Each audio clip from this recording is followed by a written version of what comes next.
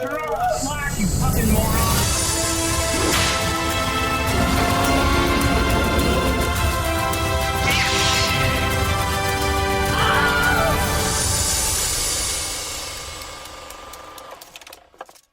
Detectives? Detectives? Yeah. Hi, welcome to Screen Share, a movie podcast about trying to make people live life the right way. I'm Calder. That's what it's about. I'm Adam. And this is a podcast about the movie Se7en. And little fact, I don't know if you caught this. They actually spelt the word seven wrong. Yeah. If you notice, they put the number, it's like so silly. They put the number where the V is supposed to be. Here's the thing. I knew that, and then when it came up in the title screen, I was like, but 7 isn't shaped like a V. But something in my brain goes, Se7 and 7. No, it says 7. You know what I mean? Like, Well, yeah. It's just strange. It's just one of these little tricks that they do to you in the entertainment business. Make you think about things in a bit of a strange and fascinating way. So let's get serious. Oh, I'm serious. 7, noir thriller from 1995, directed by David Fincher. Adam, initial thoughts of the film. I don't think you've seen this before, have you? No, I had never seen this film before. I talked to my brother a little bit before watching it because he listened to last episode that we were doing this movie this week. And he was like, have you watched 7 yet? And I was like, no. And he was like, it's one of my favorite movies. I'm really excited to hear you talk about it. So, but I knew a few things going in. I knew Brad Pitt was in it. I knew that there was a head in a box. But that's all I knew. That makes sense. I didn't know whose head. I kind of figured out whose head by myself. But, like, I kind of only figured out whose head because I knew that there was a head in there. You know what I mean? Like, if I didn't know that there was a head in there, I think it would have been a shock, I guess. But like maybe it's like a dog or a pigeon that's in the box. That would have been crazy. Huh? Yeah. But I didn't know anything else. I knew Morgan Freeman was in it, but I kind of forgot. And I watched a TikTok. I think it was actually a Vine when Vine was around for like years ago, where like these guys had a friend who hates Kevin Spacey, and they would do this thing where they'd trick him into watching movies that Kevin Spacey was in. And they did this one, and he was loving the movie because it's a great film. And then Kevin Spacey shows up, spoiler alert, at like basically near the end, and it's like a surprise that he's playing this character. Because he's not credited in the film. Until the end credits. He's credited, or he's not credited at the beginning, though. Yeah. So it's like a bit of a surprise, and like the video is basically him being like, you guys are fucking kidding me. Because he's like, you ruined this movie. I was enjoying it, and all this. Anyway. I like how it's the friend's fault for ruining the movie, even though the movie was made. They didn't put Kevin Spacey in it. Yeah. But here's the thing. I watched that Vine long enough ago that I had completely forgotten that. So it was a nice surprise. Not a nice surprise, because obviously Kevin Spacey. I'm not sure if it's I know what you mean, like, though. It's like a good surprise. twist in a movie. Yeah. Because, like, to be honest, Kevin Spacey's kind of playing himself in this movie. In a way. Allegedly. He's got some... You see those videos of him playing that Frank Underwood character on his YouTube where he's like... You asked me this a couple episodes ago, and I thought you said Kevin James. So then I started talking about Kevin James saying... introducing NASCAR. Oh, that's why you brought that up? Oh, right, because then I was like, yeah, I don't think that was Kevin Spacey. Yeah, you're thinking of Kevin James, and I was like, what'd you say? Anyway, we're just literally reciting a conversation from the past couple episodes. They think they can take me down, but I'll never go down. What a creepy thing to do. I'm disgraced, so I'm going to try and convince everyone that my character is so good that I deserve to be in the spotlight anyway. And that, funnily enough, House of Cards is a David Fincher project. Oh, is it? Started I didn't with know him. Yeah. It was like one of the first big TV shows he did. And then he did Mindhunter for Netflix as well. Which I heard was also pretty good. And also did Mank. You know Mank? You seen Mank? I did hear about Mank. Yeah. That's with my boy Gary. Yeah, Mr. Oldman to you. Sorry, no. Him and I are on a Gary basis. And you wouldn't believe it, but he wears a fat suit in that one. I call him Harry Gary. No one else calls him that. Well, that's how close you guys are. Yeah, because I know about the hair. I saw you texting him one day, and I was like, Harry Gary? Like, who's that? Some sort of wolf man? And you said, no, it's just this old man I know. Yeah, it's Mr. Oldman, Officer Gordon, Commissioner Gordon, I guess in the later films.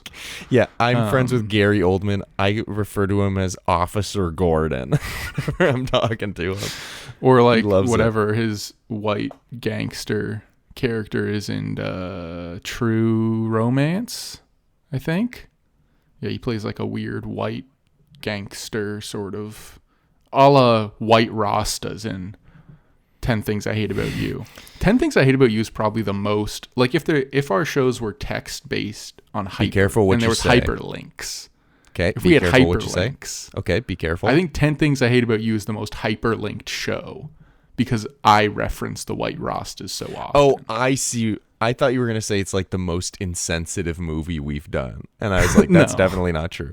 But like, I think what you said is true. It would probably be like That Awkward Moment or actually Wedding Crashers, if we're being honest. Oh, yeah, for sure. It's Wedding Crashers. Unless like we've both sort of blocked something out because of the trauma. But yeah, as for your hyperlink like comment, I would agree. You reference the White Rastas a lot. Could also be Philosopher's Stone because of that violent transphobe who wrote it.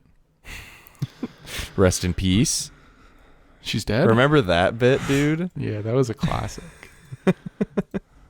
And then you said I should stop saying rest in peace to people who aren't dead. Or because I think we said about people who actually are dead, and then it's confusing. Yeah, that's true. Well, then we would say rest in peace for real is what I think we would say. Rest in peace to all the soldiers who died in her cervix. I died in her service or something. Isn't that what Future says? Oh. Rest in peace also who died in the service. Something in her cervix. I don't know, man. That's related to Se7en in this way because I'm going to say it is. And so this is David Fincher's second movie after Alien 3. Now, we talked about Alien a little bit 2 weeks ago or 3 weeks ago, whatever, because we did Alien. In that episode, we talked a little bit about Alien. Yeah, I think we touched on the idea that there could be an alien. And maybe even like a movie about it. Yeah, but that's a little far-fetched. Now, they did 3 of those, at least. I actually did watch Prometheus a couple weeks later. I don't know if I talked about this already. I probably did. My mind's going to mush. Was it good? It was interesting. I don't know if it's good. All right. Alien 3, he had a horrible time making that. It was his first feature film after directing like a ton of music videos. I think the only one that you would recognize is Suit and Tie by Jay-Z because that's his most recent music video, but also like one that's kind of related to us in a way because it was a big song when we were younger boys. Yeah, back in my golden days. But he did like some Rick Springfield videos, some Paula Abdul videos, some Billy Idol videos, Iggy Pop. I don't know firsthand, but I'm pretty sure Paula Abdul is like pretty iconic for her music videos, or was. Yeah, and he's like a pretty iconic music video director as well. Like he did Aerosmith, Janie's Got a Gun. What was the other big one? Janie's Got a Gun. That's it. That's actually the one. I don't know how you knew that. That's wild. What was the other big one that he did? I don't know, but he's done so many big music videos. But they're all old. Like, he started making music videos in 84. Yeah. And kind of stopped in the 90s and then transitioned to making movies. And Alien 3 was not well received, right? No. And there's a bunch of reasons why. But I think mostly it was because he's gone on to have a huge career. Mm-hmm. But he's gone on to, like, make better stuff. And Alien 3 was very tampered with. He was very, like, kind of reined in.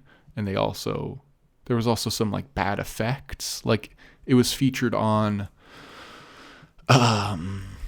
the Corridor Digital visual effects channel thing. Yeah. Corridor Crew, I know what visual effects artists react. There we go. Up for, like, having poorly compositioned aliens in it because they did them with CGI. And it also came out, like, in the 90s, so it was, like, kind of dog. The CGI was. But he's also... This is a fun one. I always like to relate things to Star Wars when I can for you. Thanks. But he was an assistant cameraman on Return of the Jedi. Return of the Jedi. He got returned on the Jedi. He was sipping lean the whole production. Cool. I gotta stop fucking with the pen. Anyway, so he makes Alien 3. It's kind of fucked up.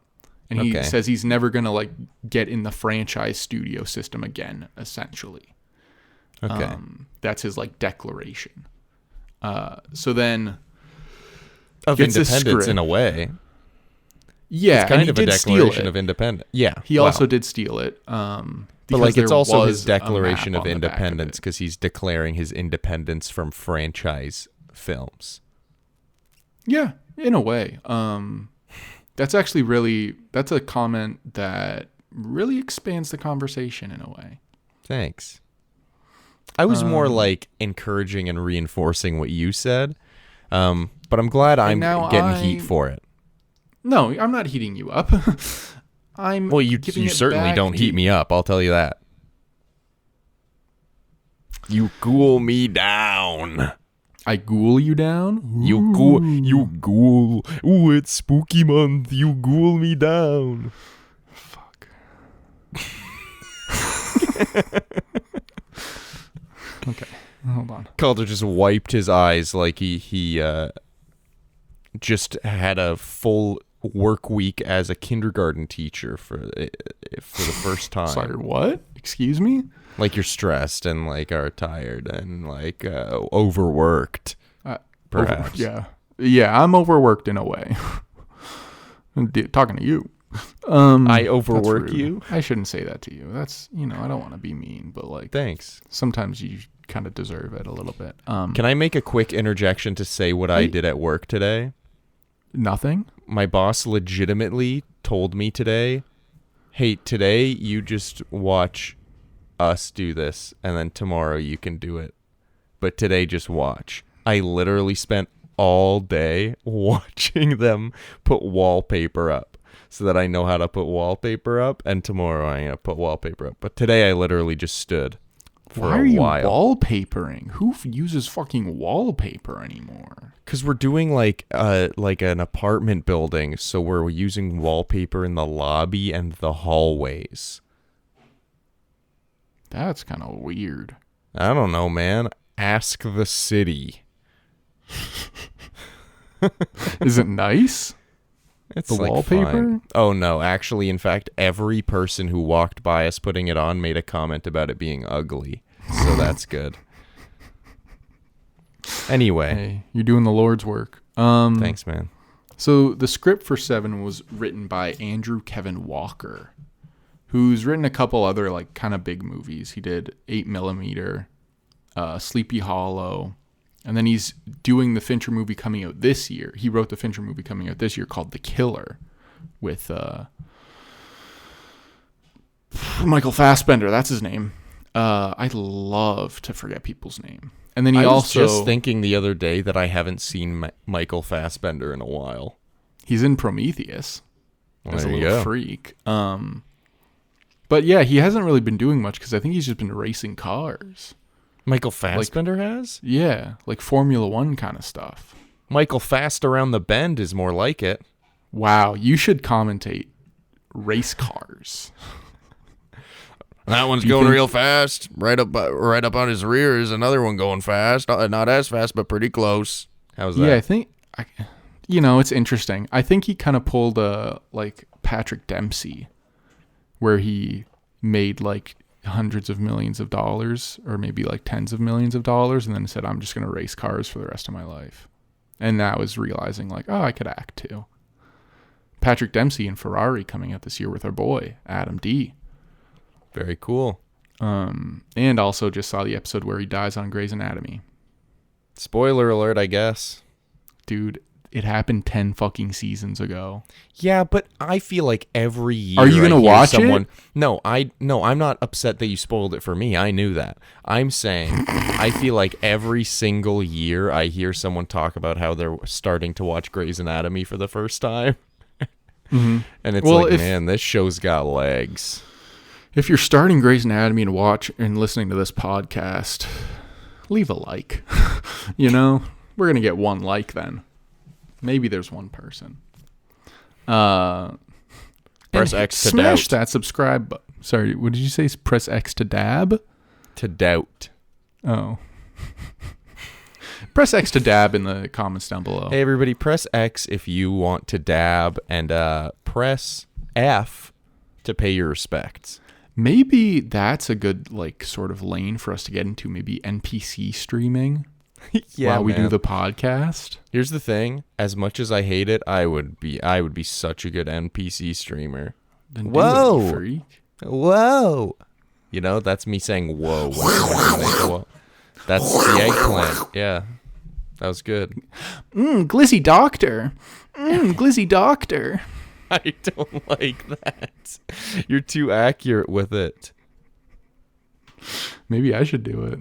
Yeah, man, you can make some bank. Here's the thing, though. The only downside to doing that, because it's really easy, it makes a lot of money. The only downside, people will probably see your face and might recognize you. That you have to do that. Yeah, but who cares? Do it for like 4 hours in a day. Even 2 hours in a day. Make some money, and then you can do whatever you want. I guess. The main issue is like the hypothetical that someone sees the stream and sees your face, and then rumors spread, and the rumors are true, and it's really embarrassing, and then you're the laughing stock of your community. I'd love to do that for a night, get called into the office at work and be like, you're reflecting the company in a negative way. We have to let you go. Hey, Calder, can you come into my office for a second?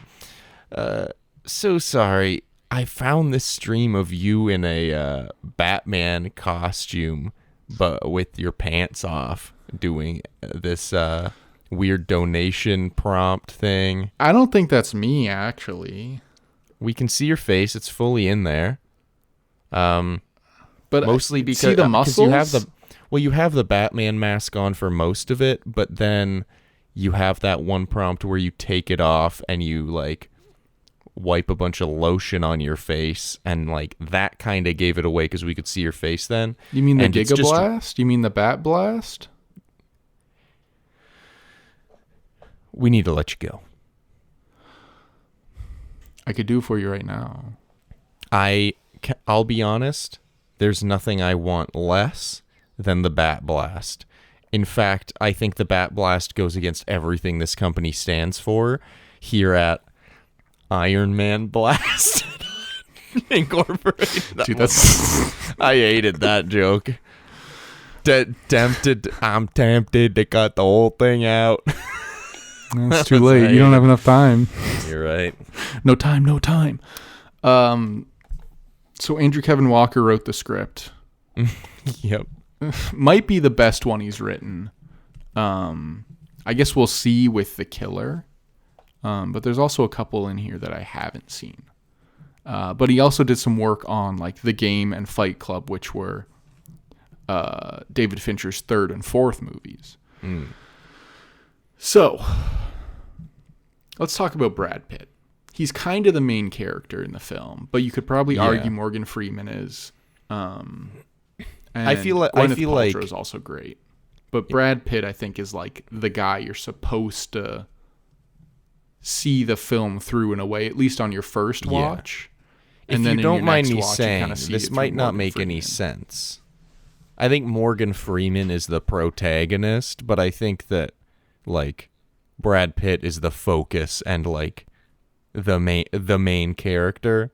Mm-hmm. It's just like we follow Morgan Freeman, but like very clearly the story is, especially once we like get to the end parts of the movie and like the end itself, like it becomes very clear that Brad Pitt is like who the movie is about, or who, like it's watching him through the movie. Like we're like even during like the chase scene where they go to John Doe's apartment and they chase him, Morgan Freeman's almost nowhere to be seen in that whole scene. We're like fully following Brad Pitt there. So yeah, and I think a lot of the bad stuff happens because of John Doe, but a lot of the action happens because of Brad Pitt and how he's like a brash character, and he's like causing the movie to move forward in a way. Not that the killings wouldn't happen if he like didn't do some of the stuff, but like he's pushing the investigation and like wants to get into the investigation. Yeah. So what did you think? I don't know. What are your thoughts on Brad Pitt in general? I don't know if we've done a movie with him in it. I don't think we have. I know we both love Moneyball. I do like Moneyball. I love Ocean's 11. We're going to do it at some point. That's big Ocean's guy. So yeah, I don't know. I like Brad Pitt. I feel like the more movies I've watched of Brad Pitt, the more I've come to like him, because I kind of always saw him as like who Brad Pitt is. Like, oh, that's Brad Pitt. You like know the what person, I mean? not the actor. Yeah, and I kind of like saw him as like, oh, he's just Brad Pitt in every movie. But like as I've seen him in more things, it's like in this one you could argue he's just Brad Pitt in this movie, but like it's very much a different flavor of Brad Pitt. And then what's the monkey movies in? 12 Monkeys. Yeah, this like performance reminded me a lot of that one. Because I haven't seen that one, but I've seen like a couple clips and that's like nothing like any character I've seen him play before. So I think he's like a very versatile actor who was kind of like typecast for a bit. Where everyone was like, Brad Pitt is such like Brad Pitt, the guy, is such a character. That's the character we want in the movie. But I think he has a deeper bag than that, I guess. Like he has more to offer than just being Brad Pitt. I think there's a lot of actors and actresses from this time that the movie came out who later on went on to be like these pretty kind of boring actors, or at least, or like very actors that are like doing kind of the same thing every time. So when we were growing up and it's like, oh, Brad Pitt's in like some kind of okay weird movies, or like Gwyneth Paltrow's just kind of in Marvel movies, or like Morgan Freeman just kind of plays like a god character in a lot of movies. Sure. Like that's what we have seen. So like think, that's honestly, who we think Marvel they are. And like franchises are really responsible for that, because we grew up like right in the heart of franchises being the thing. Yeah. And you see it a lot on like, especially online in like movie discussions, where like a lot of people like know actors and actresses relative to their franchise appearances. Like, and some people only know them from that, but like I mean, I'm also a culprit, I guess, like in that. I don't know if that's the right way to say that. But like Don Cheadle's another example where I'm like, technically I saw him first in Ocean's 11 actually. was my first time seeing him. But like, You've seen him most as Rhodey. Yeah, probably. I've seen him most in the MCU and been like, actually, maybe he's a bad example. Like, I feel like he's actually a bad example. But like Robert Downey Jr., I guess, like he was always like been Iron Man. To me, because like that's the first thing I saw him in. That's what I saw him in most predominantly for a while. That's kind of all he was in. But then I see something like Oppenheimer, and I'm like, or like Doolittle. Yeah, and equally between those two. But I see him in something like Oppenheimer, and I'm like, oh yeah, I guess he is also like an actor, and not. I think the just, biggest like, example of this is Tom Cruise, who's like now just kind of Ethan Hunt, which is like, I don't know, he's like a vessel for stunts, rather than like a real character. But around this time and like before this, he was like a legitimately great movie star and like had a lot of interesting roles and like did a lot of really interesting things. But like, that's just like, those movies are 20 years old by the time we're kind of consciously watching movies, or 30 years old by the time we're consciously watching movies. Yeah. Which is kind of why I like going back to like, because it's actually, weird to think about this movie as being like almost 30 years old, 28 years old. This is honestly kind of making me realize, because we've talked before about how like a lot of actors who are in franchises then have to like make an effort to break out of that and do other things and be seen as more than that. Like Tom Holland, for example, like he had done like a couple movies and like some people knew him as an actor, but like for the most part, the world at large was introduced to him as Spider-Man. Yeah. And then like he did a bunch of Spider-Man stuff, and he's had to kind of like go out of his way to appear not as Spider-Man. Yeah. Which is interesting because it's like the complete opposite of some of these established actors. Because at the beginning of like the MCU or like the Disney era Star Wars or like DC stuff, like whatever, Hunger Games, like Hunger Games, bad example, but like for a lot of these, it was like established actors come in and it's like, whoa, this person is in this franchise, that's awesome. But then they like slowly become that, and like the other stuff is not forgotten, but like not in focus as much. But now we've kind of moved into this era of like, well, now these franchises are the thing, so like actors that are coming up are in these things because they are like the thing that most people are seeing, and now they have to break out of it. It's just interesting to see like it flip and kind of be the opposite. I think the good examples of that are like Twilight with Kristen Stewart and Robert Pattinson, and also Hunger Games with Jennifer Lawrence, where like those three were pretty successful, and after their franchises kind of ended, they moved on to do like better things, but purely because of their ability to make good choices on like who they were going to work with and what projects they were going to take. Yeah. And I don't think Tom Holland has been quite as successful doing that. Like, well, no, he made a movie with the Russo brothers, and then he made that Netflix movie Devil All the Time and Uncharted. I think that's I guess Uncharted, but that's like it's dog. Yeah.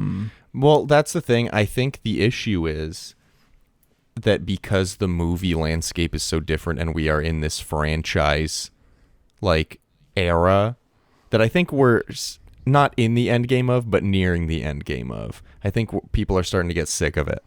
But yeah. I'm going to see the Marvels opening weekend with my Captain Marvel shirt on. Okay. I'm actually if you'd not like. Going to. All right. I kind of want to see it, but I also kind of don't, you know?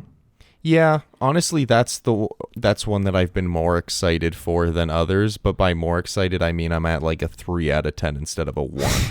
You know what I mean? I'm kind of worried. I saw a trailer and I was like, am I going to have to know shit about Secret Invasion for this? Even though apparently nothing happened in Secret Invasion. Yeah, I heard that it was literally like I don't know how many episodes there were, but I heard it was like I an think it was 8-episode like 6 or show that 7, had about yeah. 2 episodes of content. And it's like, so sick. that's It's just literally sick thing most to do. Disney Plus shows. It's if we're literally a being fucking frank. movie. Hey, make a movie, brother. Yeah.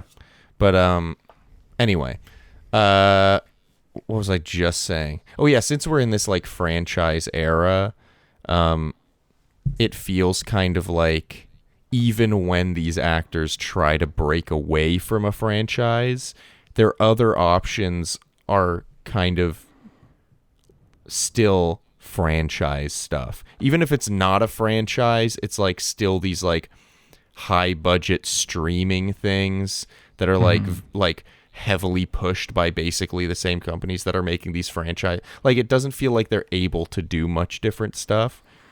I guess like the only exception I can think of is like Daniel Radcliffe, but he's like he goes out of his way to pick things that are like not traditional, I guess. But like, I don't know if I agree with that. I think Robert Pattinson.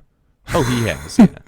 Like he's But like gone Robert Pattinson way out of kind his of way. did the same thing as Daniel Radcliffe, I feel, where he was like, I'm going the complete other direction after Twilight. And now he's kind of like started to reintroduce himself into like bigger stuff. But like, I feel like unless you make a point to like look for these smaller or like stranger scripts, like, I don't know. Like Tom Holland and Daisy Ridley did Chaos Walking after they both did big things. And that the concept of that movie was literally like, let's get the 2 stars of the 2 big franchises right now and just throw them in this with a shit script and horrible everything else. Yeah.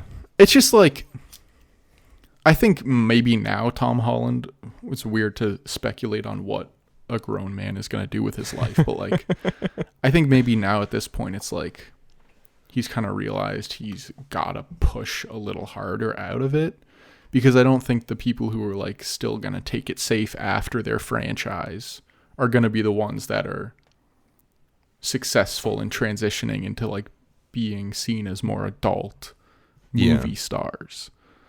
And like more exciting to people who are like getting into movies, you know, like if you want to watch Kristen Stewart or Robert Pattinson's filmography, you're also going to be introduced to a bunch of really interesting filmmakers. Yeah. Whereas if you want to watch Tom Holland's, it's like John Watts, the Russo brothers, I guess, like who else? Campos?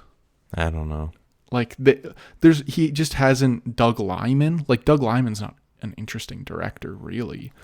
So like, This is definitely generalizing, and I'm not saying that this is the only reason Tom Holland has not gotten interesting projects, but and maybe it's a hot take. Tom Holland needs to stop taking roles where he has to do an American accent. I think that's also part of it. Like it's kind of ridiculous that I feel like most of his roles are that, and it's like he's really good in The Lost City of Z.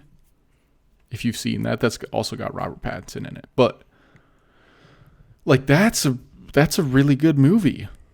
But he just hasn't really made something like that since. Like, and maybe he's got something he's working on. He's cooking. I do know he like has like made a point. He's like taken a break from acting, and he I saw like a snippet of an interview where he was basically like, I didn't really like The Fame at all. I kind of wasn't expecting to dislike it as much as I did, so I've kind of been taking a break. I'm not going to stop acting altogether, but like I'm going to be selective with what I do. I like to keep my life private, and I'll probably do the same with, or like I'll probably have that same mindset going forward. Like even if I keep acting and stuff. So I think he's going to do more acting stuff, but I think he's going to like, I'm optimistic that he'll kind of go in a good direction going forward. I mean, now, sorry, but just, I don't know. After this, I'm done. Yeah. But like his next 2 projects allegedly are going to be a Spider-Man movie and a Fred Astaire biopic. And it's just kind of like, that's not very interesting. Like, all right. Well, we'll see. But hopefully he's still a young boy. Here's the thing, though. Honestly, I have hopes that like the Spider-Man thing could be the more interesting thing if they actually just make it a Spider-Man movie rather than being like, and also, by the way, Don Cheadle and Benedict Cumberbatch and Elizabeth Olsen are also in it. And they are playing all their characters from the Avengers. And it's like, just make a good Spider-Man movie, dude. Anyway. So true. Put Miles in the next one, too. Bradley Pitt. Yeah. Pretty great in this movie. This was Pretty at a time good. in his career where he was considered a very pretty, like a pretty boy actor. Mm. So he was doing like romance roles. One of his famous ones is Legends of the Fall. It was kind of just before this. And he was like, I don't want people to think I'm a pretty boy. I want them to like see I have some grit. I want to be like, have some sort of like adult, sort of aggressive movie energy. Yeah. Which leads into this script, him taking this script with David Fincher, who, you know, at this time, maybe he wasn't seen as that, but is like a very kind of gritty director.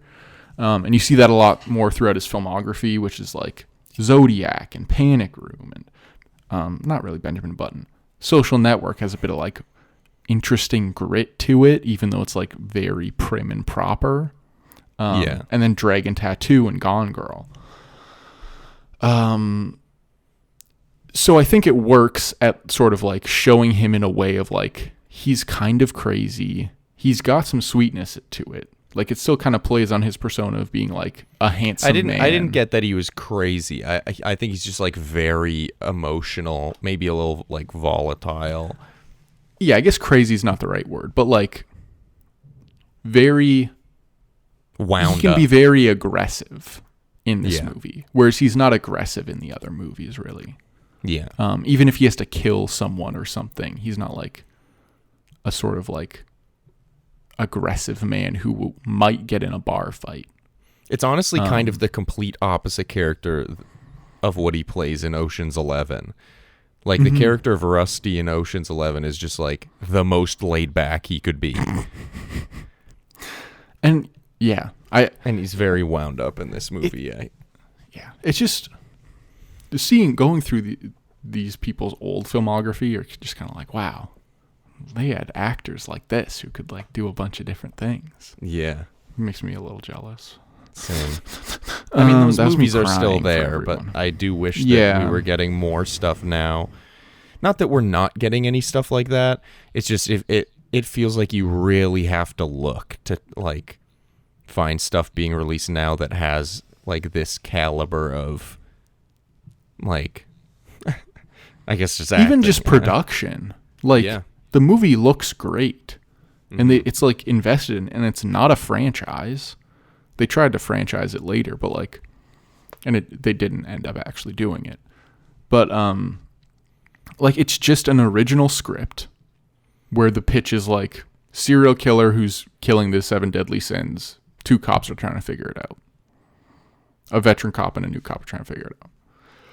Which is interesting because when it was pitched, I feel like the 7 deadly sins thing was probably like a big part of the pitch where it was like, and the serial killer is following the 7 deadly sins. All of the murders connect. And it's like, whoa. I don't feel like that's even like the main thing about the movie. But that was probably like the main thing about the pitch. I feel like the main thing about the movie is the like relationship between Somerset and Mills.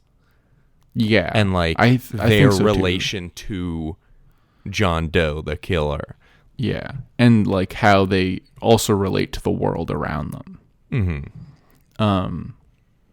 Yeah, because I think they do like 2 or 3 killings pretty quickly.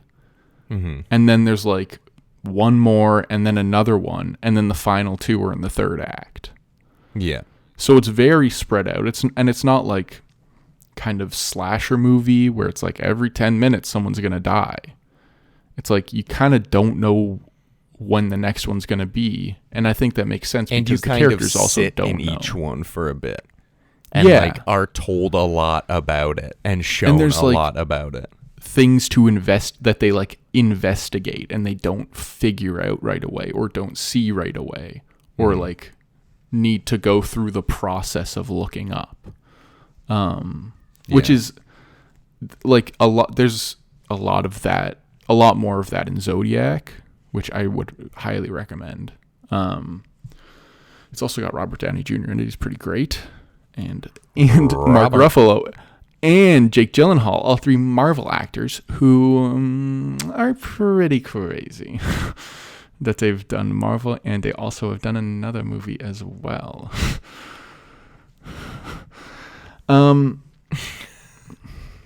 So the basic setup of the movie is Mills, new cop in town. The town is basically hell. I think it's probably like New York, but it's hell, like truly. For some reason, I kept assuming it was like Seattle. I don't know why. It's raining. That's probably why. But like it literally feels like hell. People are getting robbed and stabbed in the eyes on the sidewalk. There's people just like getting killed constantly. And it's kind of just accepted. Yeah, it's just how it is. And Mills Mills asks to be transferred to this position because he wants to investigate homicides, because he is young, dumb, and full of cum, as they say. Yeah. But not full of a lot of cum, because some of it went into Gwyneth Paltrow, which he doesn't learn until the end of the movie. You know, I think there was a cut or like a discussion that the baby was going to be in the box. And then one of the producers was like, that's too much. You can't do that. So come up with another that would be thing. Too much. There's a lot in this movie where I was like, "Oh, that's too much." But it was like, "Whoa, that's too much. Very interesting." That would have been like, "That's too much." Well, you know what I mean? The thing about it that I think works is that all of the killings are quite heinous, but you don't see them. Yeah. You see the aftermath. So it's not like someone getting an axe in the head. You watch someone get an axe in the head. You show up and someone's been hog-tied with barbed wire and his face down in spaghetti. Yeah. You know, like you're just seeing the result of it. Yeah. And none of them are really obvious what happened. It's like they kind of have to figure out how did this person die and what led up to it. Yeah. And so they're Mills, all horrible. Every time one was shown, I was like, this is worse than the last one, actually. Like the knife dildo. That one, I think maybe, because that one they showed almost nothing for. We didn't even really see the we didn't even know what body at happened all. until he started like saying it. Yeah. Like until but the guy like we didn't even it. see the body for that one. I think that might be the only one we don't see the body for, aside from Gwyneth. Yeah. But which another tidbit about the head in the box. People like later on were convinced that the head was shown because it's so like, I think it just like paints an image so well. Oh yeah. Of well, like you know what her head in the box would look like. So you like later on, once you've kind of forgotten the specifics, you think they showed the head in the box. Yeah. Or you think it's like they a showed Mandela the effect thing. Yeah. That's kind of interesting. Well, yeah, because I knew that there was a head in a box, and I was waiting for them to show it, and I was surprised they never did, because I just kind of assumed they would, but I kind of like that they don't, because like you said, they paint a picture, because we've seen Gwyneth Paltrow's character multiple times leading up to this. We've seen Somerset see her multiple times, Somerset being Morgan Freeman, and then we see him react to seeing her head in the box. So like it feels kind of like you're seeing, we're imagining through him what he's seeing. So like instantly when I knew what was going on, I could see her head in the box in my head, even though it was never shown. Yeah. It's pretty cool. So we see what's in the box. Sorry, that was my Brad Pitt. What's in the box? I really didn't know whether he would shoot him or not. And I honestly thought he wasn't going to shoot him. And then he did. It was kind of shocking to me. And then I was like, for the movie, that's the correct decision, I think. because the whole movie is kind of a downer the whole time, but there's this like it's kind of like the scene leading up to like that field where everything happens, but like when the two of them are driving with John Doe in the back, like Brad Pitt is like still like excited and like optimistic and charismatic that like he is going to win, basically. Even if all these bad things have happened, and even if more bad things happen, like he will still win in the end. And he's kind of that way throughout the whole movie, although literally the entire time up until he realizes that actually he's lost. Yeah. So, and I think sorry, I was just gonna say, I think that them ending on him like losing for sure, like by killing John Doe and John Doe winning, and like the shot of him in the car, like the back of the cop car at the end, and just looking at his face and being like, wow, he really has nothing left now. Like he lost everything within the span of like 10 seconds. I don't know. It sucks and I hate it, but it is the correct way to end the film, I think. Well, because the character's journey is like he gets transferred here because he's excited. He wants to be like a cop, like a cop. Yeah. In the way you think about it in the movies, where like there's even a conversation where he has with Somerset about how many times they've shot their guns or like drawn their guns. And when he's talking about like, yeah, I had to pull it out and this guy started shooting me and then this one guy got shot and I forget his name. Somerset's like, what the fuck? Like, why are you saying this like it's a good He thing? looks really sad. Yeah. So like throughout the movie, although Mills I thinks I kind of read that as Somerset kind of like realizing that Mills had like been through some stuff. I think there's a little bit of that, but also a little bit of him like not liking the way that Mills approaches the work or like views the work, where it's like Somerset is very sensitive to a lot of it. And like in the first scene, he asks if the kids saw, right? Which is not a cop question. And then the cop kind of like, this is why I'm glad you're retiring, because you ask stupid questions like this.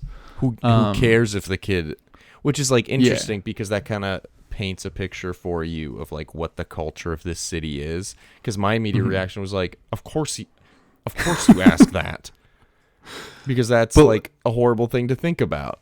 But like everyone there's just like, why would you care if the kids saw? And it's like, because it's a kid seeing their parents murdered, you idiot. Like, this is yeah. And like throughout the thing, I think Mills feels like he's not going to get corrupted by the city or corrupted by the work. And Somerset is leaving because he feels like he has been corrupted enough by the work. Like he's done with the work. And then by the end of the movie, you see that Mills kind of is corrupted by the work and like it affects him in a way, which is why he shoots John Doe and why John Doe actually wins. But like, I think it does a very good job of setting up how opposite these guys are, but also how they can connect on some things in some ways, because they have like human elements that they can connect on. But the way that they each approach the work is very different. Well, yeah, like you see them like grow in a relationship, like grow their relationship throughout the movie, but like literally like a scene or two before John Doe turns himself in, like they're still disagreeing about work and still disagreeing about like the world. Even though they're like also laughing and like have kind of become friends. And like in the first gluttony kill, you can just tell by the way that each of them approaches it. Where Mills is like brash, he's coming in like a bull in a china shop, kind of like looking he's through CSI Miami level jokes where he's like, basically, guess someone had a big dinner or like whatever, and Somerset's like, shut up. But then Mills is like slowly looking at the back of the guy's head for like 30 seconds and like just investigating like You mean Somerset? Somerset It's okay. is just like looking at the guy who was killed. And then he sees the clue of like, oh, there was a mark on the back of his head. Might have been a gun pushed against his head for like an extended period amount of time or for a long time. And he's like looking at it while Mills is like talking and like kind of entertaining and like is almost doing a performance of a cop in a way.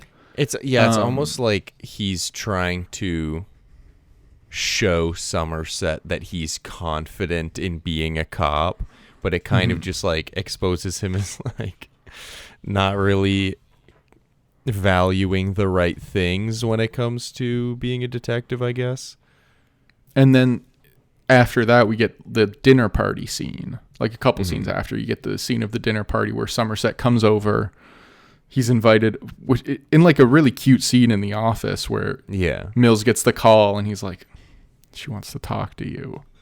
And like, he's like, oh, what? Whatever. And it's like, oh, my wife. Okay. She wants to talk to you. Oh.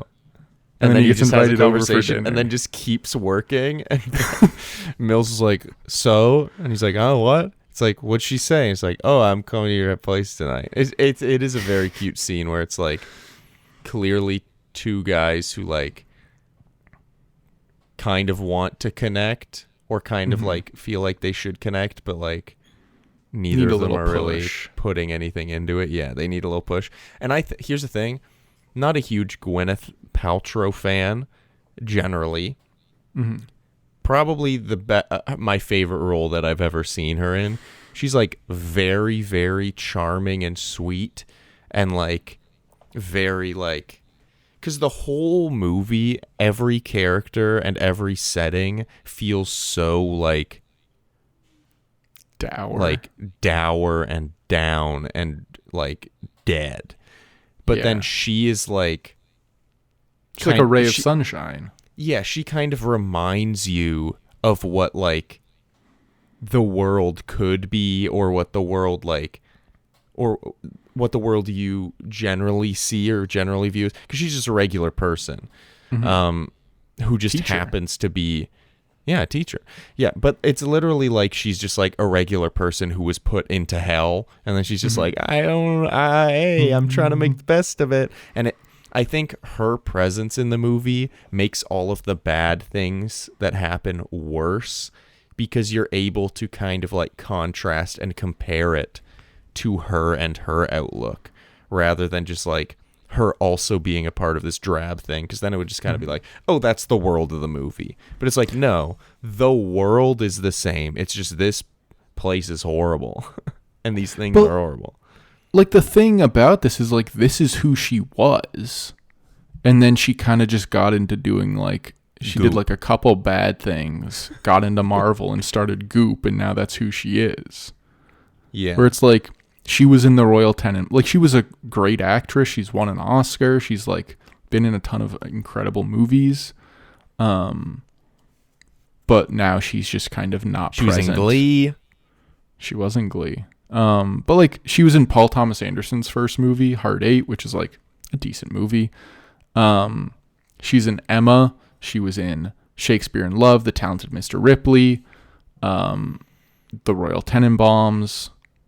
She's also, she was in Austin Powers for a little bit. Looking at credits always messes me up because I remember things. But I hate remembering things. I hate looking in the mirror too. Amen, brother. Not what I said, but okay. She was in Mortdecai. Of course she was. But like, she was a great actress. I guess she might still be, but like, nothing in Marvel requires her to do something great. You know? Well, she even stopped being in MCU stuff for a while because she was like, pay me a lot of money. And the MCU was like, we don't really need to. And then eventually she was like, all right, I'll come back once in a while. But like, I don't know. It's just the thing. returning to an older conversation that we had in this episode and then leaving it immediately. Sure. A lot of these franchises don't require magnificent things or special effort from actors. Uncharted does not require a special level of effort from Tom Holland. Yeah. Which I think is why, like, some of the movies that young people, like the young franchise people, are trying to use to get out of it aren't really working because the movies don't require anything more or incredible from them. Yeah. Whereas, like, people would do incredible things, at least at the start of the franchise stuff. Have done incredible things and then go into the franchises. They've kind of got to reverse it to get out of them, where you have to do incredible things, which is why I think the Robert Pattinson worked, because he, like, did a lot of incredible things after. Yeah. Anyway, my favorite thing about the dinner party scene is that the subway basically runs through the front door and, like, they have to hold their glasses and stuff. Yeah. And then when the guys start, like, talking and chatting about it later on, and Mills pours Somerset an absolutely massive pour of wine. I don't know if you noticed that. Yeah. But in a tall water glass, he almost filled it to the brim. The subway runs through, and then Somerset, like, picks up the glass so it doesn't spill everywhere, and then he realizes he's got half a bottle of wine in front of him. Yeah. But, like, it's just... But also, I feel like it's worth noting also that, like, Somerset loses it laughing because they tell, like, a story of, like, oh, the real estate guy was a fucker. He, like, brought us here for 5 minutes at a time, and we didn't realize why until our first night here when the subway went by, and Somerset loses it laughing. This whole time, maybe we've seen him smile once. Yeah.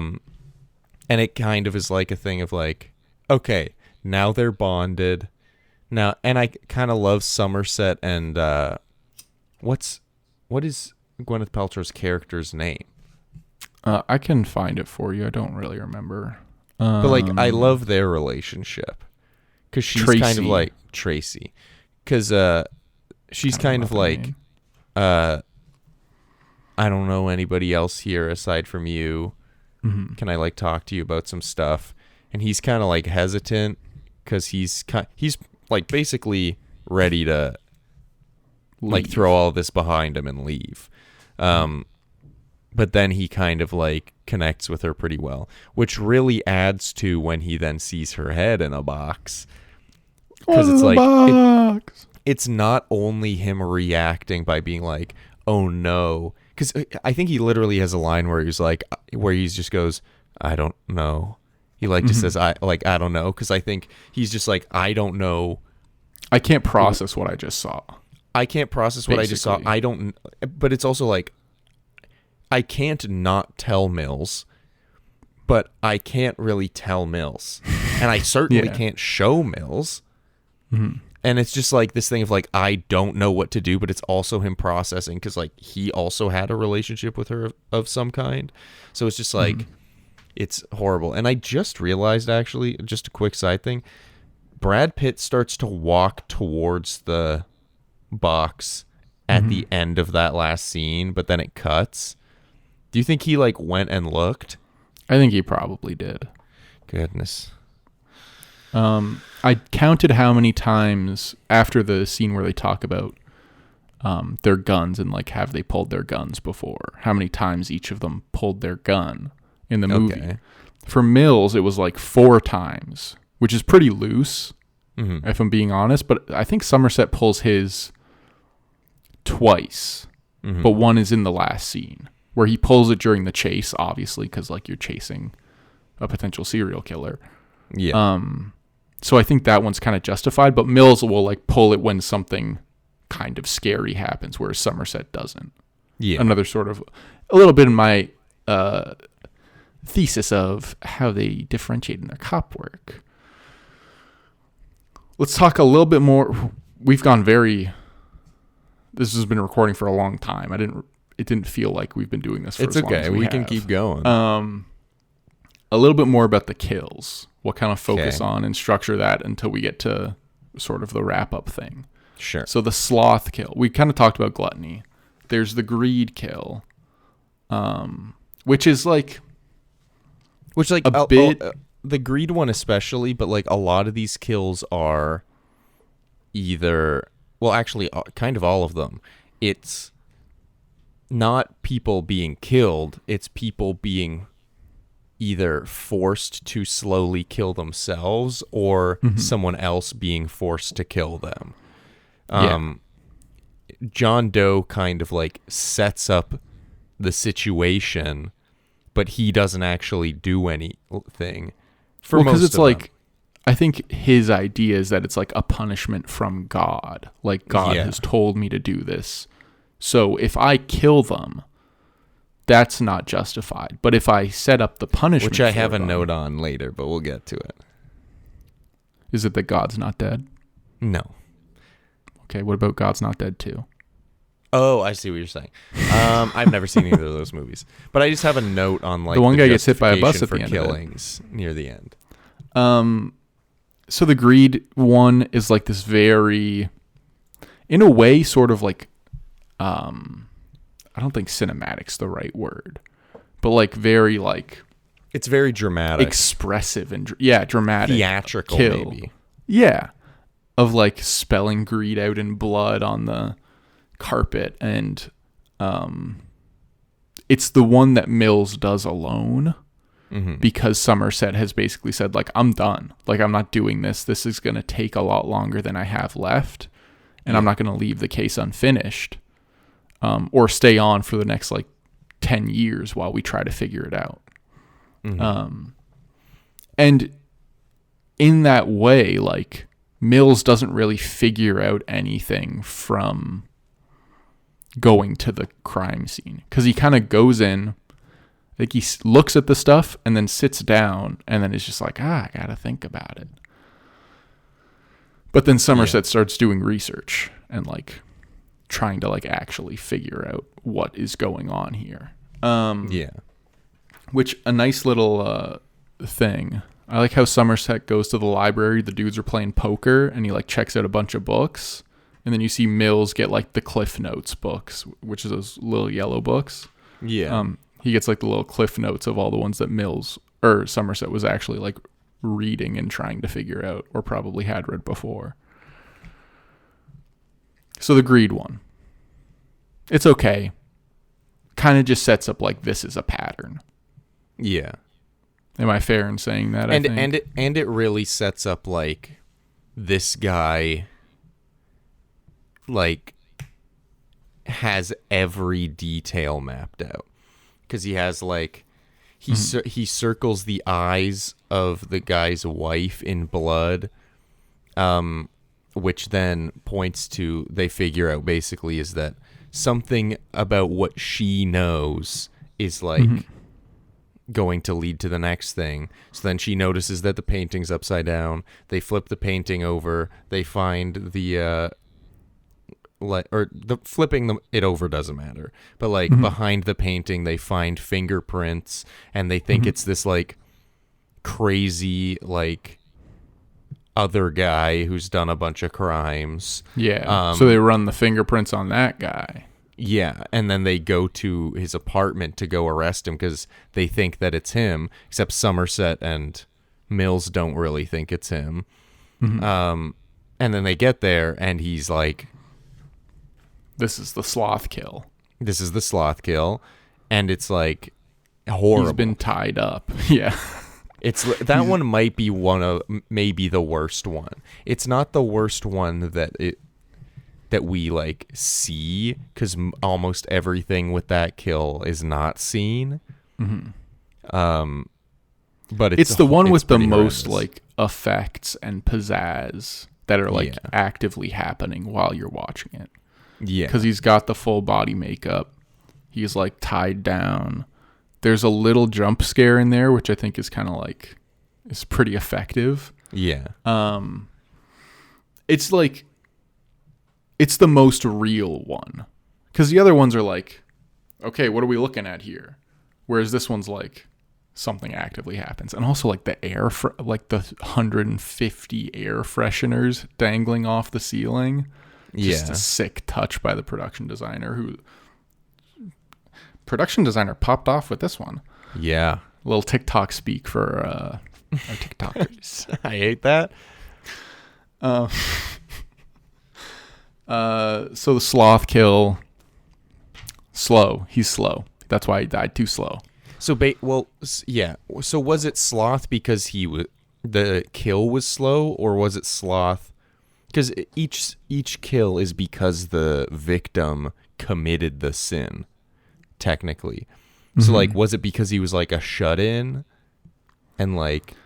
I guess so. I guess. Actually don't really know. That's a big apartment, though. You notice how big some of these apartments are? I mean, I feel like that's just, like, a movie and TV thing where it's, like... Yeah. Like, we talked about it in that awkward moment as well, where, like, they're in New York and they're like, man, we have no money. And then they go to, like, this massive studio apartment. And it's like, you have money.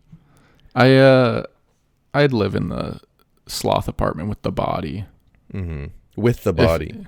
Yeah. I mean, you've got 500 air fresheners. You'll be fine. Yeah. Deduct some off the rent. Get me a can of Febreze. I'm good. Yeah. It's like 2,000 square feet. And you'd probably like go in there and like feed him once in a while. Yeah. I'd try not to disturb him. I know he's up to he's busy. He's got some things that he's trying to do. He's probably got a side hustle or something, a drop shipping business. Yeah. What did you think of like everyone talking about that victim and being like it seemed like every time someone talked about how horrible he was treated, like the doctor being like, I think that he has probably been through more pain than any patient I've ever had in my life. Mm-hmm. And now he's got hell to look forward to because he's like a bad guy. So it's like, it seems like everybody talks about like, man, what this person has been through, maybe the worst anyone has ever been through. But also like the other cop who's like kind of a piece of shit, like the lead of the SWAT or whatever. Mm-hmm. Like right before the jump scare goes up to him, he literally looks like a microwaved piece of salmon, basically. And this guy goes up to his ear and he's like, "You got what you deserved, you piece of shit." And it's like, I know he did. I think he did do a bunch of bad stuff, but he did. It's just like interesting how everyone kind of accepted but he deserved this. The worst I think it's just thing how to ever jaded happen the to world anyone. is. I guess so. Right? It's just like the sort of way that the world affects the people, where it's like there's no empathy. Yeah. Like even for someone who's been through that much. He's like, "Oh, it's the worst thing I've seen someone go through," but also like fuck him. Yeah, yeah, exactly. I think it's just that the city has sapped the empathy out of everyone. Yeah. Which is kind of what that's trying to speak to. But it's like... So I forget all the things that were done to him, but the main thing that was done to him was just that he was tied to that bed and kept there for a year. But like barely fed and like injected with drugs and like... Yeah. He was basically tortured, but kept alive for a year. Yeah. Which is like which I guess is probably like the sloth thing. Like maybe for that one, the name is in the punishment. Maybe. I don't remember anything specifically where it's like, he slowly ran over a man with his car. I mean, they kept referring to him as a shut-in, but I kind of assumed that was because he was tied to a bed. Yeah, I think that could be fair. Might be a fair assumption. I did like how it was like, yeah, we talked to the landlord. He said he was a great tenant. And it's like, well, yeah, he paid his rent on time, never made noise. Anyway. But that's kind of the reality, man. The ideal tenant for all landlords is someone who is being tortured and is basically dead. So remember that. So I don't think... Is there another killing before Kevin Spacey gives himself up? Yes. There's... right. What is that one called? There's the nightclub one, and then there's also the Lust... Or no, Lust the nightclub is the one is the nightclub one. Yeah. But there's one other, because there's the I'll look it woman. up. There's the woman who's in her bed with the telephone glued to her hand. Oh, right, the vanity, or I don't know if that's the exact phrasing. But it's like because she could either kill herself or call for help, even though she was disfigured. Yeah. What is that one? I'm trying to look them up now, but it's giving me a lot of not English. No, wasn't? Oh, yeah, wasn't Vanity. It was Vain. Vanity. Okay. Yeah, so we've gotten Glust, Greed, Glust. Wrath. Oh, no. Sorry, Sloth, Vanity, and Lust is the one in the nightclub. Yeah. Which, like you said, I didn't realize what actually even happened until they were in the interrogation room, and the guy who was like so traumatized, which Like, I understand. Yeah. And like, even then, I didn't really like fully understand it until they showed the contraption. Yeah. Where I was like, what, they made you like I'd seen the movie before, so I knew what happened, but it's also like trying to watch it with fresh eyes. I'm like, they're like keeping it a secret, and then they show like knife strap on thing, and you're like, because they're at like the BDSM shop, and Somerset's like, you made this, to the guy, and he's like, I've made freakier things, but they don't actually show it. But then like you see it later, and you like imagine what the killing was like, and you're like, why would this man make this for someone? Yeah, like what is this for? Is it for like, you know, that video where the guy has the big pole attached to him and then he hits it against the clothing rack? Yeah. It's like, is that the goal? Is that what we're trying to do here? He's trying to chop some green onion? It's a strap on that's like a 4-foot blade. Like, what did you think that was going to be used for, my guy? He should be arrested for being complicit. Hey man, I don't use the stuff. I just make it. Yeah. That's what what's that gun manufacturer where the Smith and Wesson. Sure. Take those guys to court. Yum, yum, yum. What was I watching? Fall of the House of Usher. You seen this? No. It's kind of about the opioid crisis and also kind of like about a bunch of rich people. It's all right. That's what I want to watch, is something about rich people. It's by the guy who did like Haunting of Hill House. Mike Flanagan. Oh my god. Oh, I think Hillary's sweeping. I got scared. I thought there was maybe like whole the devil mouse was coming into my room.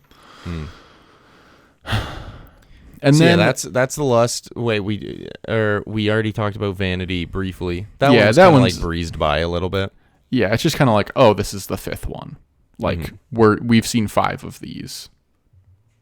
We know what the deal is. And then John Doe gives himself up. Detectives. He's got a bunch of chest hair coming out of his little shirt. Yeah. He's giving American Beauty Kevin Spacey. You ever seen that? No. I love that I ask you that so many times. That's kind of the point of the real podcast. Freak in that one. Yeah, he's kind of like a spindly little like bobble-headed freak in this. Which is just what he is, I think. I think so. Like in real life. Allegedly. I don't know, in video games. But basically they find out, like, because they're like, oh, we've been calling this guy John Doe because that's how he's shown up in like files previously, but like, let's find out who he is. And it's like, oh, he has absolutely no record. All of his like accounts and everything are very like recent. He's cut off and burned off his fingertips, which I then realized that's what the opening credits were. The opening credits were like following him preparing and getting ready and like doing all this stuff. Bring back good opening credits. Bring back good opening credits. I literally that have wrote something to do with the movie. The opening credits are incredibly off-putting, and I didn't even realize what it was. Well, it's him like making his little journals and like burning his fingies and doing all his freak shit. But sorry. There's one thing I want to go back and touch on. Sure. Did you think that the cameraman in the sloth killing was Kevin Spacey? Yeah. Or like, okay. Or I didn't think it was Kevin Spacey, but like I was like that. You thought it was the killer? I'm pretty sure that's the killer because to me, like him taking pictures of Brad Pitt and then Brad Pitt being like, "My name's Detective Mills, Mills." I was like, that's gonna come back where like we're gonna see those photos. And, like, he's going to know who Mills is because he's going to, like, look him up because he literally told him his name and spelled it for him. So I kind of was like, that's the guy. That makes sense. I think it probably could be, like, missed by someone. Oh, but yeah. I feel like I wouldn't be surprised. It is a bit, like, on the nose. You know, where it's like, why is he it's taking... just kind of also, like, why is he taking pictures of the cops? Like, no one really wants to see that. Well, it's just right? kind of like an out-of-place thing where it's like everything that happens kind of like is for a purpose, and then this random guy takes pictures of them, and they kind of play it off like a reason to highlight Brad Pitt being emotional and Morgan Freeman being more by the book. Chill. But it's like... I don't know. It was a little bit too out of place for me not to be like, I think that's probably the guy. Yeah. I think I was like, again, trying to see it as like fresh eyes. I was kind of like,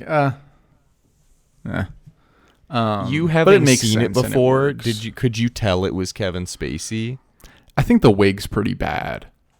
Like if you go back and watch it again, the wig is like quite wiggy. Yeah, wiggy is a adjective, I guess. So then Kevin Spacey turns himself in. The deal is basically he'll plead insanity or you follow his last wishes and then he'll plead guilty. Yeah. So they want to Which get honestly, the guilty good plea. deal considering he was pretty sure he was just going to be killed. Yeah. That's true. That's true. Yes, it is. Did you like that? Was that good? Yeah, that was good. And then But so basically, his last... he's like, there's two more dead. Yeah, there's like, two more bodies. Two more dead waiting. Yeah. Which technically there was only one, but then there well, were no. two. Oh, well, yeah. I think he knows that he's going to be the second one if he does it all right. Yeah. So then he like takes them out to this desert, which is just an incredible setting after you've been trapped in this city for so long and like cramped in these little alleys and like dark rooms and stuff. The bright desert where it's just open air and electrical wires. Yeah, it's a complete change in setting, yeah. He set up Nowhere this safe. delivery. What did you think about the delivery driver like booking it down the road at them? Yeah, I was like, why is he going so fast? I thought there was going to be no driver, and it was just going to be like there was a brick on the thing, and it was just going to blast through their car or something. And then they were going to... And there's just a guy who's like, he told me to bring it here. I don't know, man. He gave me $500. Sync that up in editing. So we say it at the exact same time. I mean, it might be synced up.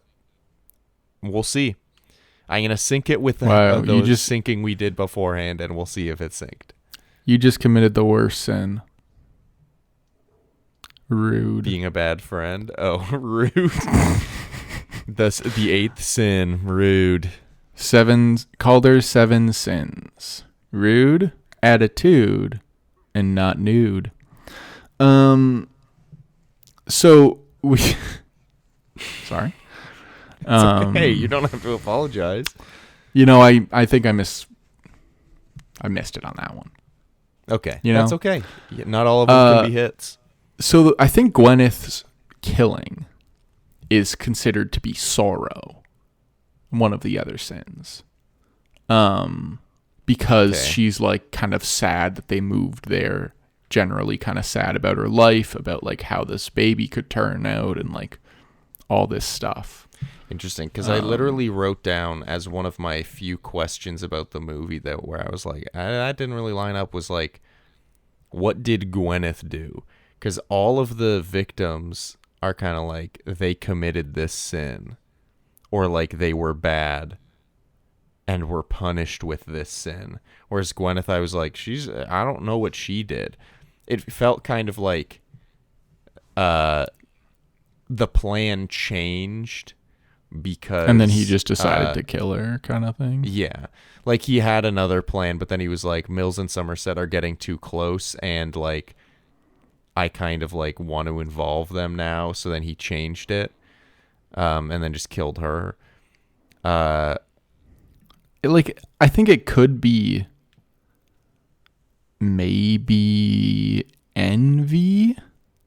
Well, no, because... No, not even... Because John Doe said that he was envy, because he envied Mills's life. So she was probably Sorrow then, because she was so sad. I guess. And then, I guess, Brad Pitt killing John Doe is... Oh, I guess he's envy? Wait. Yeah. Because John Doe is the other victim, and John Doe's sin is envy because he envies. Then who would be Wrath? Mills. Is Wrath is Mills killing John Doe? Oh yeah, I guess then. I don't know. I think it gets a little muddy at the end because Yeah. he's just kind of like, "This is how I finish it." I'm sure there's some sort mention Wrath in like his big ending monologue bit. He does mention Wrath and envy. So my guess, he doesn't really mention Sorrow. But I'd assume Gwyneth Paltrow is Sorrow, John Doe is envy, and then I guess Brad Pitt, Mills, is then Wrath. Because he...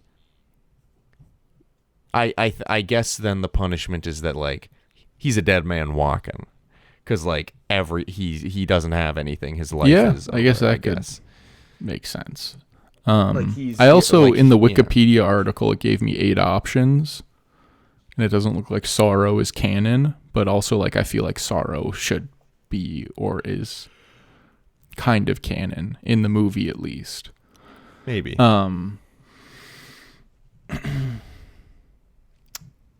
What else? Hillary said that there was a bad slap near the end of the movie. Oh, Morgan Freeman slaps John Doe, yeah. Yeah, she didn't like that. I think she thought that was pretty bad. It was a bit of a backhand. I didn't think it was a bad slap. It was interesting because he slaps him when he mentions, like, and she begged not only for her life, but also for the life of the child in her belly. Mm-hmm. And that's when Somerset slaps John Doe because he's like... Because Somerset told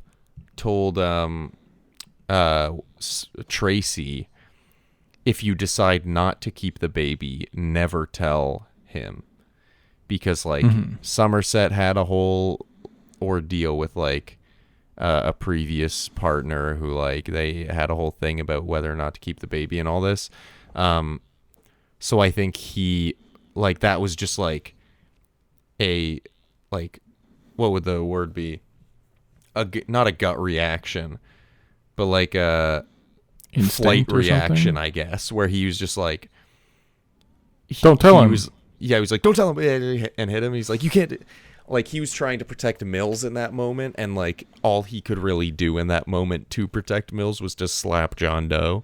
So it is a little silly, but like I saw it more as like a character moment, I guess, where he was just like doing all he could. Anyway. So then Brad gets kind of taken away. Seems like he's going to get, a little citation, maybe a paid suspension, as the cops do. And then we get the final line from Morgan Freeman after he asks kind of what's going to happen with Brad. He says, Ernest Hemingway once wrote. Is that your Morgan Freeman? Ernest Hemingway once wrote, "The world is a fine place and worth fighting for.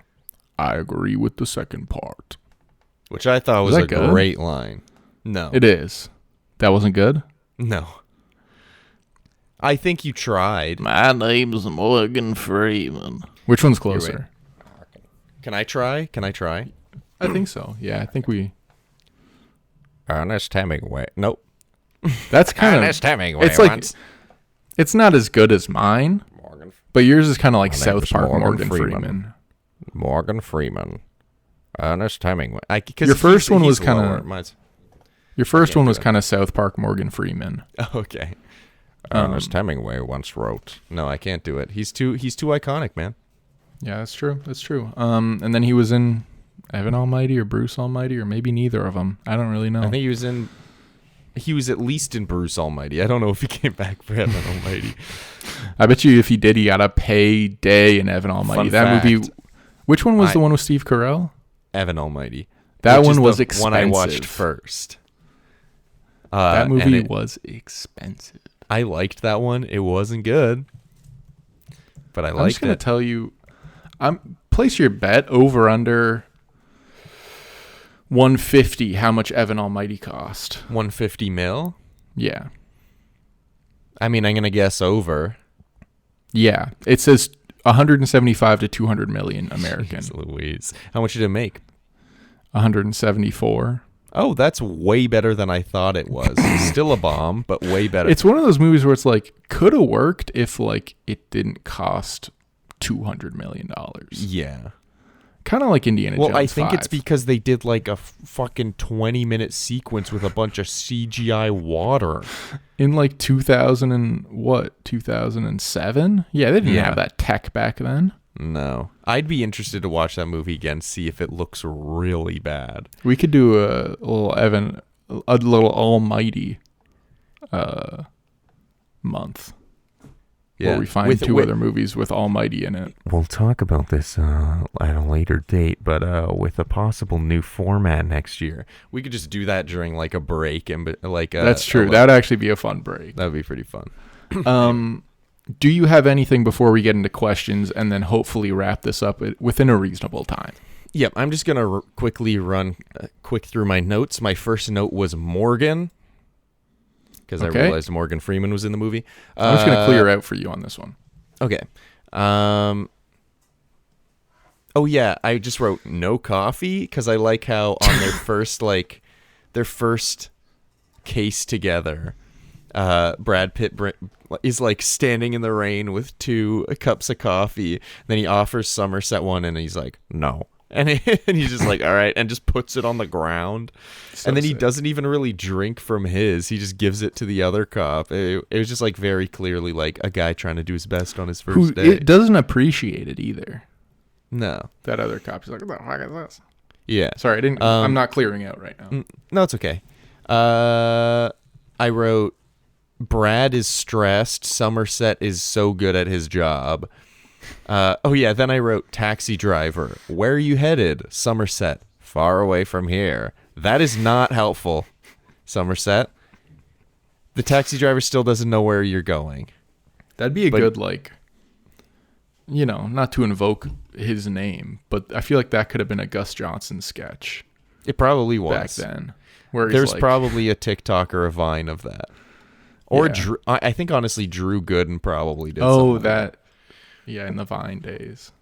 Drew Gooden, man, start making YouTube shorts. Morgan Freeman is deadpan yet charming. When they're trying to find the fingerprints, Brad Pitt is like, he's fucking with us. He's fucking with us. And then he bends over the desk and he goes, see this? This is us. I'm like, all right. It's kind of cute. A part of me thinks and hopes that was like an improvised bit where he was just like, I'm gonna add this. Bend over this bitch. Yeah. I wrote, I knew it was the photographer on the stairs. Was not anticipating Kevin Spacey. Then the whole end bit happens, the entire end bit, and I just wrote, fucking yikes, man. And then I wrote, overall thoughts. Not a fun movie, but a great one. Perhaps one of the best detective movies I've ever seen. Hey, I hated it, but it was excellent.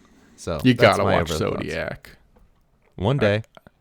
Maybe we'll do a little Fincher mini-seer, because he's got some bangers.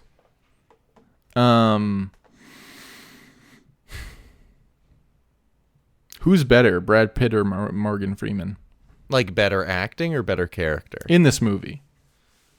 That didn't answer okay, acting? Probably Brad Pitt. I think Brad Pitt is like more like obvious good acting. I do feel like Morgan Freeman has a lot of really good, like, quiet, subtle acting moments. So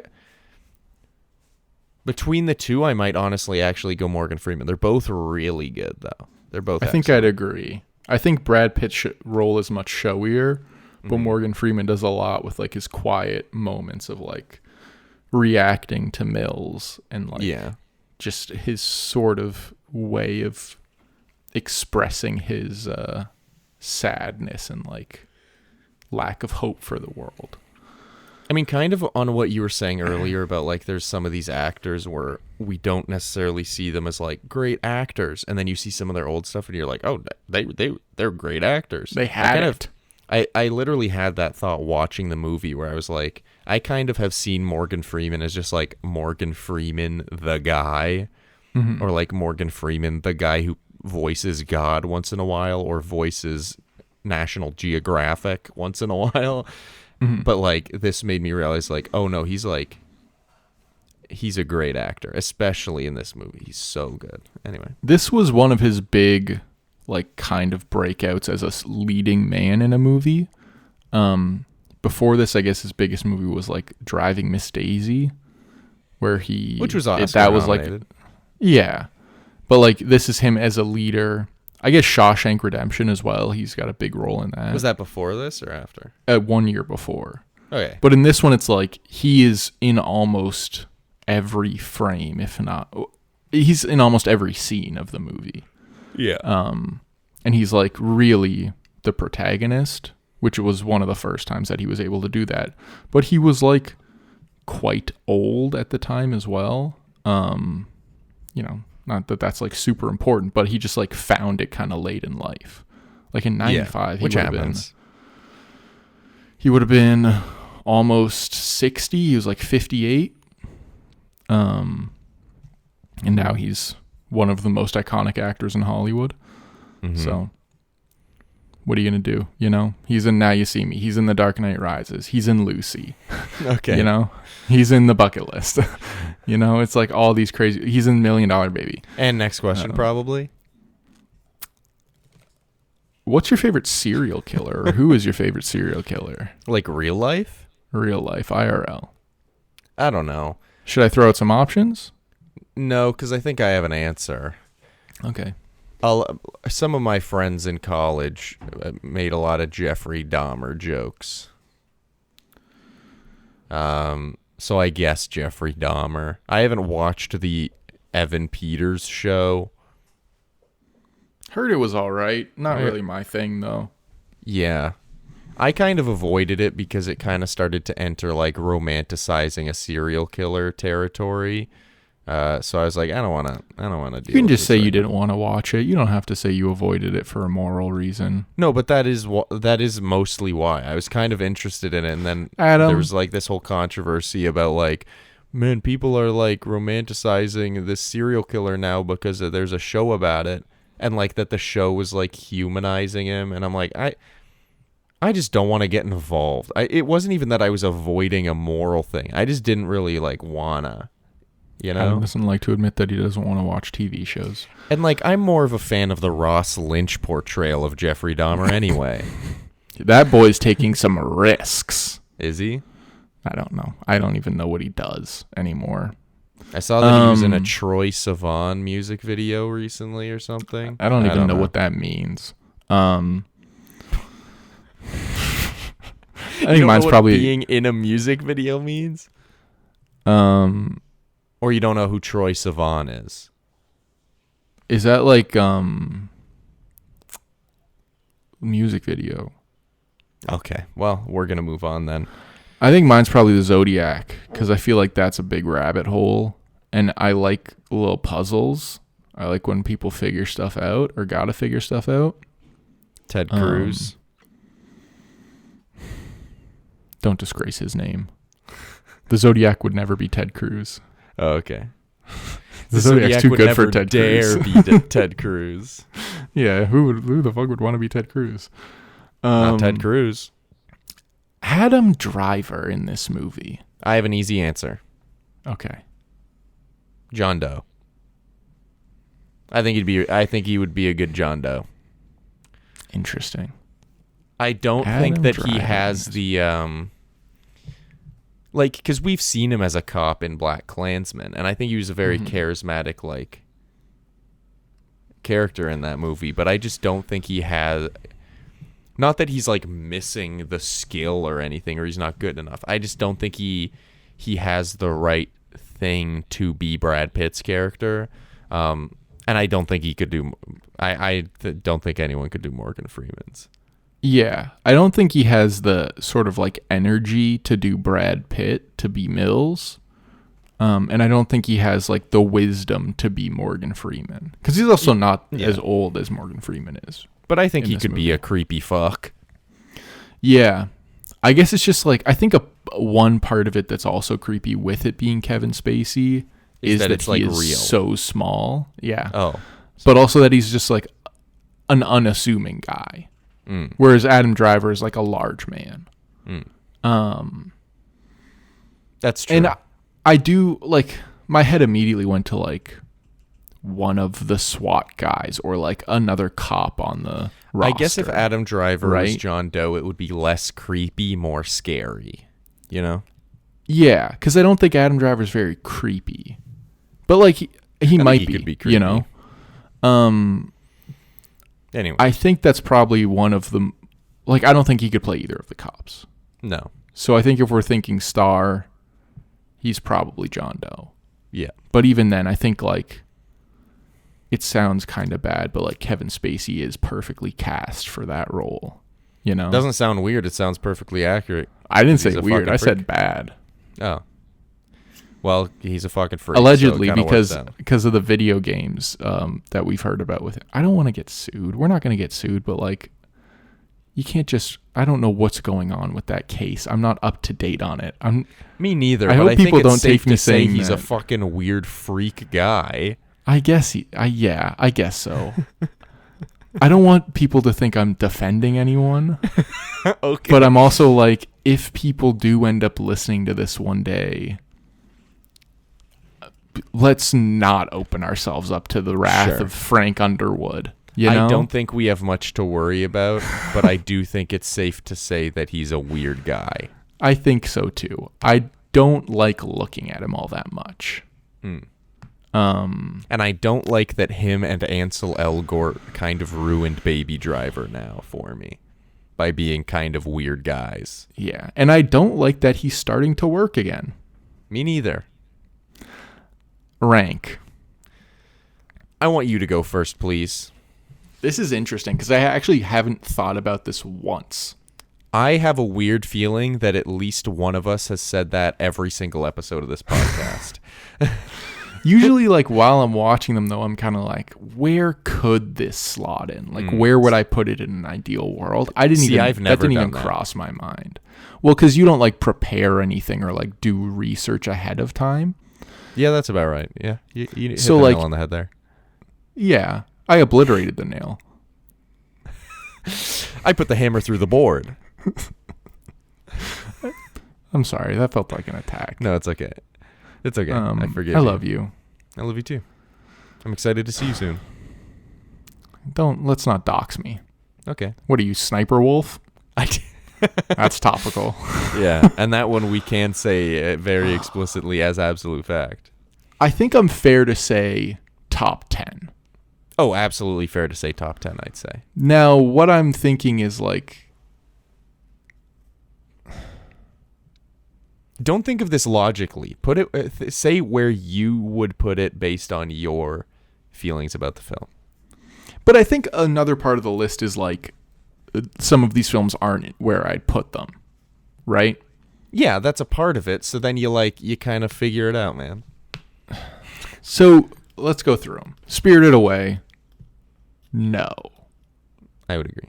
Waves. I'm not going to say whether I agree or disagree. Not. I'm just going to let you work through this. Booksmart.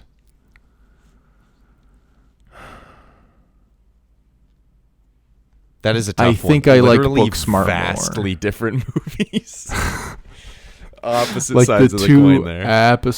absolute opposites. I think I like Booksmart more.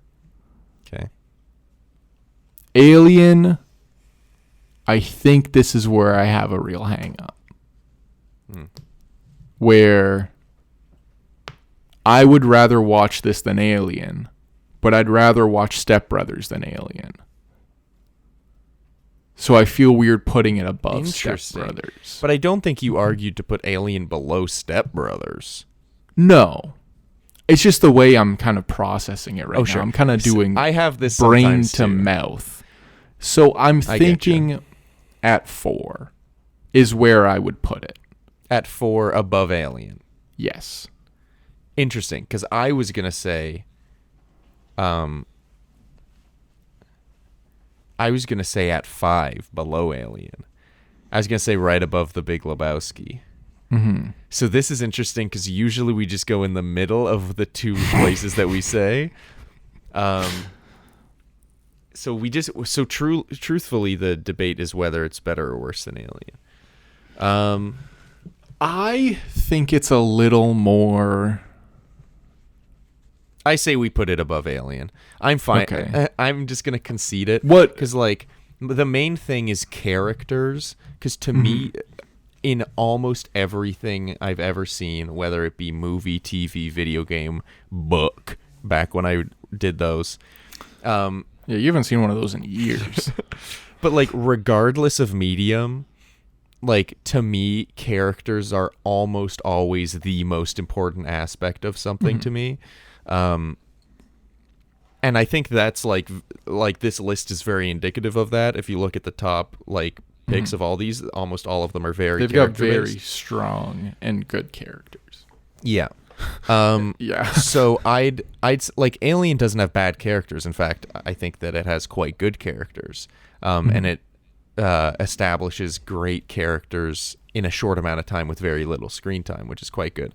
However, I think this movie, even though it focuses on less characters, the characters that it focuses on are like so good and feel so real, and you spend so much time getting to know their motivations and all this. Yeah. So I think I'd be willing to put 7 above Alien. Okay. And I agree with you. I think for me the differentiator. What did you just do to the list? Did you type it in too? Yeah. There we go. Okay, we both typed it in, and it completely fucked the list up. I fixed it. Yeah, I think Somerset and Mills are just great characters to sort of bounce off of each other. As a Gwyneth hater, I think she's so good in this movie. And yeah, she's great also. And I guess and then I just think the plot like hooks you in. And even though there's some stuff that would be traditionally boring, because it's so well made, it keeps you sort of in it. Yeah. Anyway. So that means 7 is at 4 on our list, under Booksmart, above Alien. Pretty dang good. You've kind of been knocking it a bit out of the park lately. Because you've got 7 at 4, The Thing at 9. What's the other one that you did recently? I don't know. Everybody either. wants some? I don't know.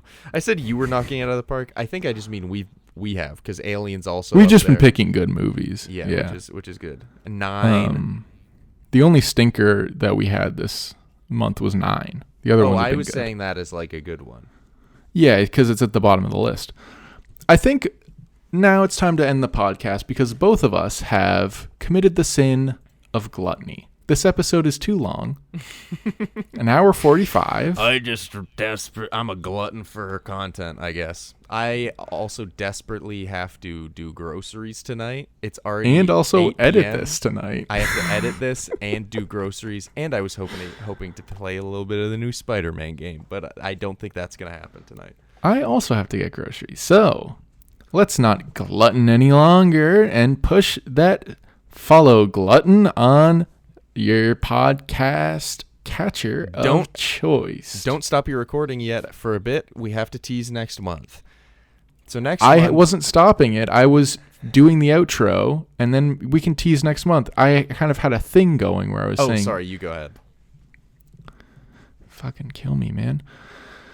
I will. Push the follow glutton and push the 5-star glutton. I hate that you did this bit and then I stopped you and you went, it's good enough to keep going and maybe even restart. And it's just you saying glutton over and over. Push the play glutton on other episodes. Next week is Push the I don't really play know. glutton. That's good. What's our one next week? So next month is animation month. I've been Correct. waiting for this month to come along. I've been waiting. This is kind of what I've been waiting for, you might even say. Oh, interesting. So I think I'm going to leave my picks as is. I might I am switch too. one of them, but we'll see. Okay, well then you're not leaving your picks as is, but Well, you can lie to the audience if you'd like. Because my kind of goal with this was I wanted to do 3 different animation styles. So I wanted to do a stop motion, CG animated, and a 2D animated. So we're starting with the stop motion, which is one I'm really excited for you to see. I was thinking perhaps maybe, we can talk about this off pod, but perhaps maybe watching it together and then recording it together, possibly. Anyway, we'll see. I'd like to do that. We got to get back into that. Yeah.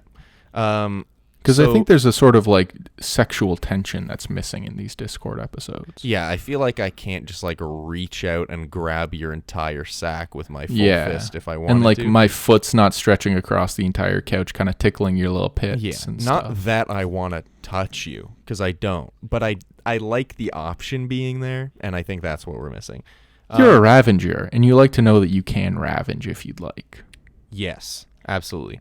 So next week is my first pick for animation month, and that is Kubo and the Two Strings, a stop-motion animated film that I watched for the first time 2 years ago and have watched 2 times since, and I'm excited to watch it again. It's a good one. It's a pretty short one, too. But Do we want to say the whole month or just that one? we can say the whole month, sure. Okay, so then I've got The Incredibles. Which wasn't on the list last time I checked, and I'm excited you put it on there. I've got some insider info on some stuff about that movie. So, is it that they're all related? No, it's we'll get there. Then I've got Surfs. No. Dude, shut. Are you serious? Are you actually doing Surfs Up? And then Surfs Up, because it's one of my favorite movies. So we'll be doing Surfs Up. I don't think it's gonna go high on the list, but it was literally just the Lego movie. Yeah, Why was did the you Lego switch movie. it? Because I love Surfs Up, man. We can do the Lego movie another time. Because here's the thing, brother. The Lego movie is an impressively animated film, but like they animate it to look stop motion. I've already got a stop motion movie there. And also I love Surfs Up. And can I please beg of you one thing? Please. Just go into it with an open mind. Don't go into it with your hateful views towards me. Can it at least be Surfs Up to WrestleMania? No, it can't. It's got to be the first Surfs Up. Okay. What if I came in and I'd watched number 2? I would cry and actually probably cancel the pod. Then I've got Into the Spider-Verse. Another one I really like. And then I've got The Iron Giant, which I'm also excited to talk about. That's a childhood favorite, and it's got an interesting production backstory. I'm hoping that I'll actually do research for that one. And it's got our favorite actor, Vin Diesel. I've never seen your 3 movies. I'm excited to watch them. That actually excites me a lot. I've seen both of your movies, but they're 2 of my faves. Here's the thing. These are 3 very differently animated films. The Incredibles and Surfs Up are the 2 that are closest, but honestly, I think they're like pretty different. So, I'm excited. And I think, also Spider-Verse is like similarly animated, but differently animated, which is nice that we have like a pretty wide breadth of. Well, yeah, that's what I animation styles. Like we're not just picking like 6 Pixar movies. Exactly. Which is kind of what I was hoping for with this month. So I'm really This is the genuinely the month that I think I've been most excited for, and I think the picks are good. So it'll be anyway. Don't you commit any of these sins, or else I'm gonna come to your house and kill you. Bye.